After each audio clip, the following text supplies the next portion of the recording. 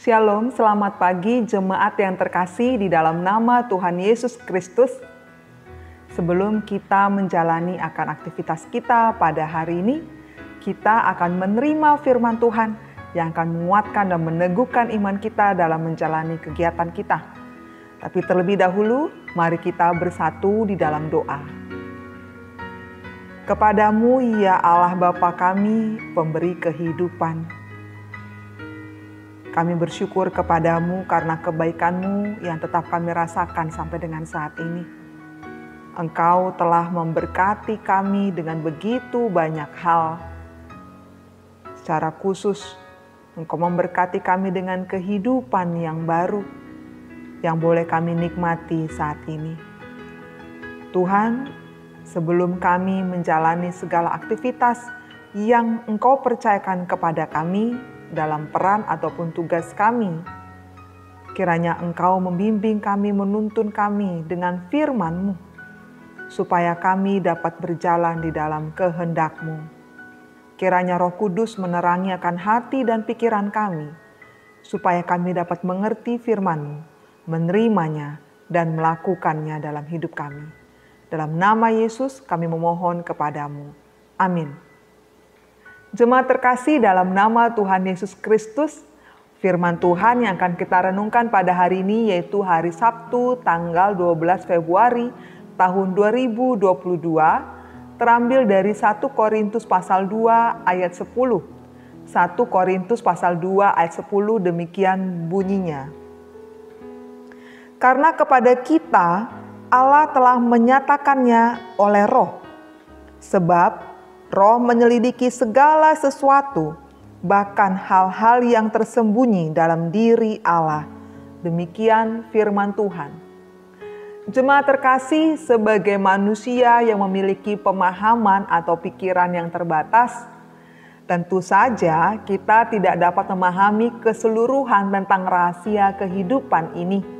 Terlebih tentang Allah di dalam anaknya Tuhan Yesus Kristus. Rahasia kehidupan maupun pemahaman tentang Allah tidaklah dapat kita mengerti secara mudah dan utuh dengan kemanusiaan kita. Tetapi kita dapat menerima dan meyakininya berdasarkan hikmat yang dari Allah. Dalam kitab 1 Korintus ini Rasul Paulus menggambarkan tentang bagaimana situasi keagamaan dan sikap keimanan yang semestinya. Ada 2 blok yang digambarkan oleh Rasul Paulus di daerah itu. Blok pertama adalah orang Yunani yang pada zamannya dikenal sebagai pusat ilmu. Mereka dianggap sebagai orang-orang yang berhikmat dalam ukuran kemanusiaan. Semua berorientasi pada kemanusiaan. Sehingga mereka menggugat apakah betul Yesus Kristus itu adalah Allah? Menurut logika mereka ataupun menurut ilmu mereka, hikmat mereka, sangatlah tidak mungkin orang yang disalibkan dapat memberi keselamatan bagi dunia. Sungguh tidak masuk akal mereka bahwa Yesus yang manusia itu juga adalah Allah. Hikmat Yunani atau hikmat orang-orang Yunani, hikmat manusia sangat terbatas dalam memahami Allah. Itu sebabnya Rasul Paulus berkata, bagi orang Yunani salib adalah kebodohan karena tidak dapat dimengerti. Benar, kalau saat itu Yunani adalah gudang ilmu, tapi Allah melampaui segala ilmu yang ada. Blok yang kedua adalah orang Yahudi yang meminta tanda. Sebagai bangsa pilihan Tuhan, tetap saja mereka adalah orang-orang yang membutuhkan akan bukti baru mereka percaya. Ini sifat keagamaan yang menuntut akan mujizat. Orang Yahudi ingin menguji Allah. Itu sebabnya Rasul Paulus berkata bahwa salib bagi orang Yahudi akan menjadi batu sandungan. Karena mereka tak pernah bisa memahami salib, bahkan sebaliknya terus-menerus menjadi seteru salib, mereka menganggap bahwa salib itu adalah hal yang tidak benar adanya tanpa ada pembuktian. Mereka tidak percaya kepada salib Yesus Kristus. Mereka mau Yesus Kristus memenuhi tuntutan mereka, memenuhi pikiran mereka sesuai dengan apa yang mereka pahami. Dan bukan sebaliknya, mereka memberi diri kepada Kristus. Rasul Paulus mengingatkan setiap orang agar hidup berimannya itu tidak bergantung pada hikmat manusia, tetapi pada Roh Kudus. Dengan Roh Kudus, kita dapat membedakan antara hikmat yang berasal dari dunia dan hikmat yang berasal dari Allah. Hikmat yang hanya mengedepankan akan kemanusiaan ataupun ukuran manusia saja, dengan hikmat yang sesuai dengan apa yang Tuhan kehendaki.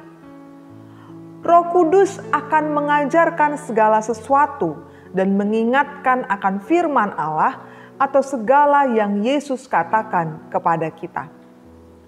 Lalu jemaat terkasih dalam nama Tuhan Yesus Kristus, Roh Kudus bukan hanya mengajarkan kita ataupun membuat kita dapat mengetahui mana yang benar dan mana yang tidak.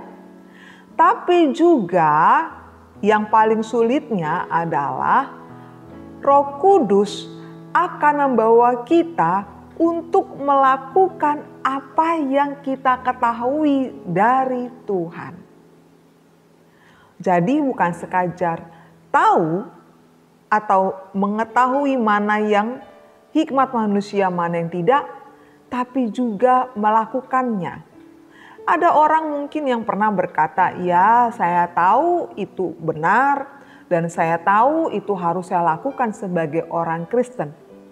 Entah itu mengasihi, entah itu mengampuni, entah itu mendoakan, entah itu menghargai dan sebagainya. Tetapi, jadi saudara terkasih, bila kita terbuka pada pimpinan Roh Kudus, bila kita mau untuk menyerahkan diri pada pimpinan Roh Kudus, maka Roh Kudus akan memampukan kita membedakan antara hikmat dunia atau hikmat manusia dengan hikmat Allah, akan mengajar dan membimbing kita memahami maksud Allah, dan memampukan kita juga melakukan hikmat Tuhan tanpa bimbang ataupun ragu. Karena itu, senantiasalah minta pimpinan atau tuntunan Roh Kudus supaya kita mampu mengetahui apa yang menjadi kehendak Dia dalam kehidupan kita sebagai pengikut Kristus. Amin. Tuhan memberkati. Mari kita berdoa. Kami sungguh bersyukur kepadamu Tuhan atas firman-Mu yang telah kami terima pada pagi hari ini. Terima kasih Tuhan, Engkau mengajarkan kami agar kami dalam menjalani hari-hari kami ini, kami tidak menggunakan akan hikmat kami sebagai manusia. Tapi kami meminta supaya kiranya Roh Kudus memampukan kami untuk kami dapat mengetahui mana yang kehendak Tuhan, yang benar, yang baik, untuk kami lakukan dalam kehidupan kami. Dan Roh Kuduslah yang akan menguatkan dan meneguhkan iman kami terus-menerus dalam menjalani hari demi hari. Agar kami tidak salah dalam berjalan Tuhan. Agar kami tidak salah dalam melakukan sesuatu. Agar kami tidak salah dalam mengambil keputusan ataupun kebijakan terkait dengan iman, harapan ataupun kehidupan kami. Tuhan, kami tahu bahwa kami adalah manusia yang penuh dengan keterbatasan. Tapi seperti firman-Mu katakan bahwa Roh Kudus yang akan menolong kami, membuat kami mengetahui segala sesuatu, bahkan pikiran Allah. Dan kami mohon kepadamu Tuhan, biarlah Roh Kudus menolong kami untuk kami mengetahui apa yang menjadi kehendak-Mu, dan kami menerimanya dengan baik dan mensyukurinya dan mengandalkan Engkau dalam menjalani hidup ini. Terpujilah nama Tuhan, dalam nama Yesus sungguh kami bersyukur kepadamu. Amin. Kasih karunia dari Tuhan Yesus Kristus dan anugerah dari Allah Bapa dan persekutuan dari Roh Kudus kiranya menyertai kamu sekalian. Amin. Kiranya kita semua senantiasa dituntun, dibimbing oleh Roh Kudus yang akan memampukan kita untuk menjalani hidup ini sesuai dengan hikmat yang dari Tuhan.